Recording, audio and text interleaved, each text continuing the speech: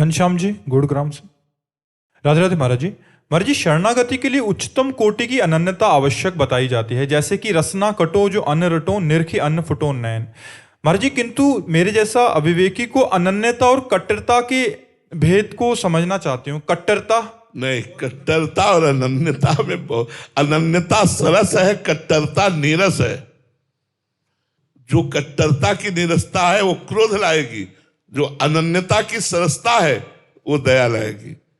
करत जी अनुशहन निंदक तीनों पे अनुग्रह, भगवान तुम्हारा मंगल करे, भगवान तुम्हें सद्बुद्धि प्रदान करे, भगवान तुम्हें स्वस्थ रखे। ऐसी जो कुबुद्धि आई है, भगवान कृपा करके आपकी कुबुद्धि का त्याग करवा दे। ये अनन्यता में होगी। कट्टरता में क्रोध आएगा और अनन्यता में दया आएगी, करुणा आएगी। अनन्यता और कट्टरता में बहुत अंतर है। कट्टरवादी नहीं, अनन्य बनो, अपने इष्ट के अनन्य बनो। अगर आप दूसरे को देखकर, किसी वैष्णव को देखकर जलते हैं, दूसरे की निंदा करते हैं, तो आप अपने धर्म की कट्टरवादी है।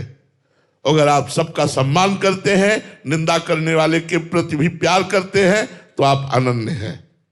अनन्य वही जो सब पर अपने इष्ट की भावना करके प्रसन्न रहे, हर परिस्थिति में संतुष्टाय इनके नवा, और जो प्रतिशोध की भावना, प्रतिक्रिया की भावना, प्रतिकूलता की भावना लिए फिर वो अपने धर्म को श्रेष्ठ मानकर, अपने को श्रेष्ठ मानकर, अपनी उपासना को श्रेष्ठ मानकर, वो कट्टरता है जो दूसरे का नाश सोचे, दूसरे की हानि सोचे, दूसरे की दुर्गति सोचे। अनन्यता में ऐसा नहीं। अनन्यता सरस, कट्टरता नीरस।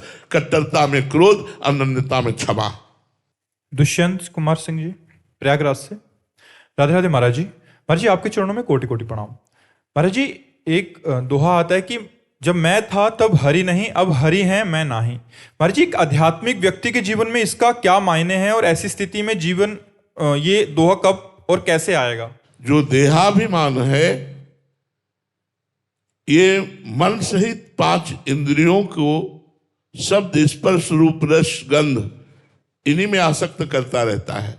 अंतःकरण में जो मैं है वो दोष युक्त है, और जो स्वाभाविक स्वरूप का मैं है वो निर्दोष ब्रह्म है। जो स्वरूप का मैं है वो भगवदाकार है, ब्रह्माकार है। लेकिन जो अंतःकरण का मैं है वो देहाभिमान युक्त है, उसी में सारे के सारे दोष रहते हैं। तो जो देहाभिमान जनित मैं है वो गुरुदेव के चरणों की उपासना से